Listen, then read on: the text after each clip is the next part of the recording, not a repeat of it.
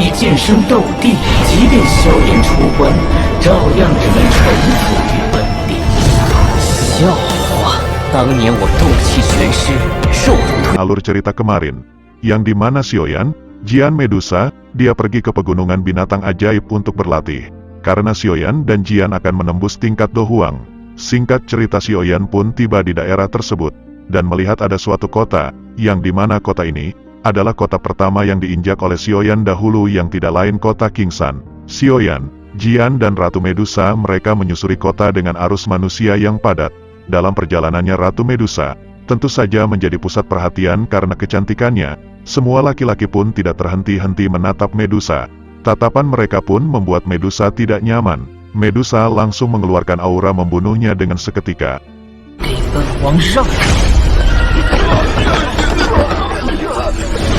Namun Sioyan pun langsung menghampiri Medusa agar Medusa menghentikan hal itu, takutnya memancing keributan. Tidak lama setelah itu mereka pun kembali melanjutkan perjalanannya. Namun tiba-tiba di depan mereka ada sebuah keributan. Terlihat ada seorang laki-laki dan gadis kecil yang sedang dikejar oleh satu pasukan yang mencoba memeras mereka. Sioyan pun mencoba memperhatikan mereka. Ketika Sioyan memperhatikan mereka, Sioyan pun mengenal sosok yang dikejar oleh pasukan tersebut. Yang tidak lain itu adalah Lin Er dan Paman Kagang, yang dimana mereka adalah teman masa lalu Sioyan, yang berada di kota Kingsan. Sioyan bergegas untuk membantu mereka, karena Sioyan yang melihat Paman Gagang dipukuli. Dengan seketika tentu saja mereka pun dengan mudah dibantai oleh Sioyan.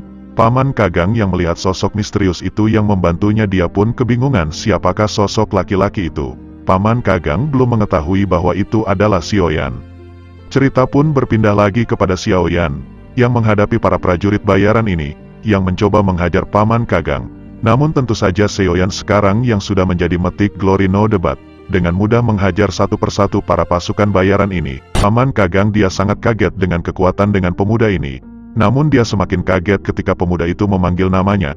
Sioyan berkata, sudah lama kita tidak bertemu, aku tidak mengira Paman Kagang masih di kota Kingsan. Ling Er dia membantu Paman Kagang yang sebelumnya terjatuh. Paman Kagang pun dia memperhatikan Sioyan dan Sioyan pun mengatakan, apakah kalian masih mengingatku?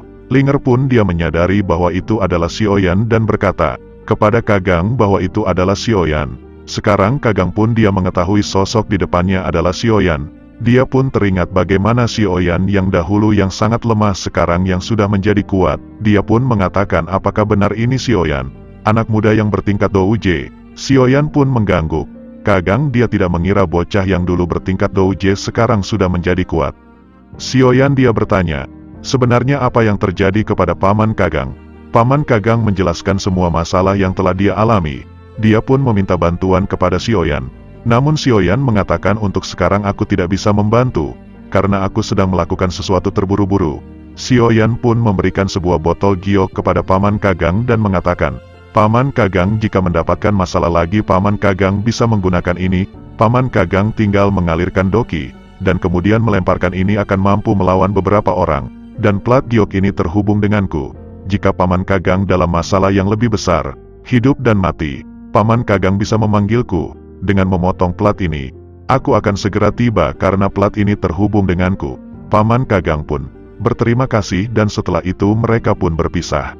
Kemudian setelah itu cerita pun berpindah kepada Sioyan, Ratu Medusa dan juga Jian. Mereka pun melanjutkan perjalanannya lagi untuk mencari sebuah tempat di pegunungan binatang ajaib. Singkat cerita, Sioyan pun tiba di suatu lembah bersama Medusa, yang ternyata di lembah tersebut banyak binatang-binatang hewan ajaib bertingkat 4. Sioyan pun di sini harus melawan banyak binatang ajaib. Namun dengan kekuatan Sioyan yang sekarang, dia pun dengan mudah untuk mengalahkan binatang ajaib ini. Namun walaupun dengan mudah dikalahkan, binatang ajaib ini sangatlah banyak. Membuatnya Medusa pun dia harus membantu Sioyan untuk mengalahkan binatang ajaib ini. Medusa merasakan ada suatu keanehan dengan binatang ajaib tersebut, karena mereka tidak langsung kabur, mereka mengawasi. Setelah itu mereka pun melanjutkan perjalanannya lagi dan Sioyan pun tiba di sebuah rumah yang dulu pernah dia diam. Namun ketika dalam rumah tersebut ternyata binatang ajaib menghampiri mereka lagi. Sioyan pun menyadari bahwa sepertinya binatang ajaib ini diperintah seseorang untuk menjaga sesuatu. Yang pada akhirnya, para binatang ajaib ini yang menyerang kembali Sioyan, Jian Medusa. Mereka semua berhasil dikalahkan. tentu saja para binatang ajaib ini tidak akan sebanding dengan 3 orang kuat ini dari kemudian setelah mengalahkan para hewan binatang ajaib, Xiaoyan dan Ratu Medusa dan juga Jian akan masuk ke dalam sebuah rumah. Namun ketika Xiaoyan akan masuk, Medusa pun merasakan bahwa dalam pintu tersebut banyak racun, yang membuat Medusa pun mengatakan agar Xiaoyan menjauh. Medusa dia juga merasakan ada seseorang yang bersembunyi dan mengatakan untuk segera keluar, kalau tidak aku akan menghancurkan lembah ini. Kemudian muncul seseorang memakai jubah dan mengatakan untuk segera pergi dari sini. Medusa yang melihat sifat sombong dari orang berjubah itu, tentu saja Medusa pun sangat murka. Medusa pun meminta Xiaoyan untuk segera menjauh dengan Jian. Medusa merasakan wanita itu memiliki racun yang sangat berbahaya. Akhirnya Medusa sang Matic Glory yang merasa dihina dia pun langsung menuju sosok berjubah tersebut. Akhirnya pertarungan janda Medusa melawan sosok misterius itu pun tidak terhindarkan. Mereka pun saling baku hantam dan juga saling membalas WhatsApp.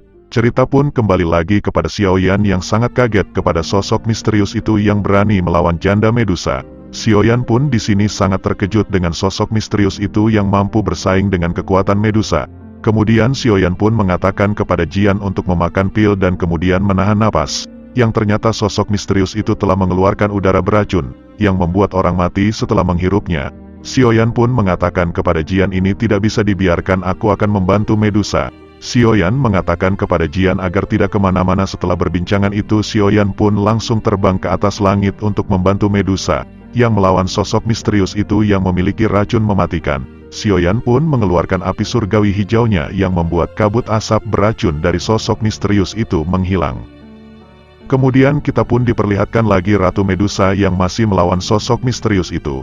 Namun sosok misterius itu pun melihat Xiaoyan, dia pun langsung menghentikan serangannya kepada Medusa. Kemudian dia bertanya siapakah pemuda yang berada di depannya. Xiaoyan pun langsung menyebutkan namanya, aku adalah Sang Matic Glory Xiaoyan, tempat ini adalah tempat aku dan temanku dahulu menemukannya. Jadi aku berhak akan tempat ini.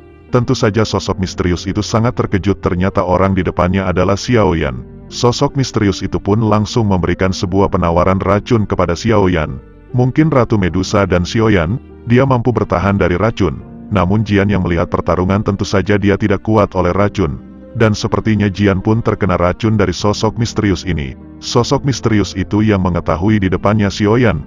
Dia mengatakan aku akan memberikan tempat ini kepadamu dan juga temanmu.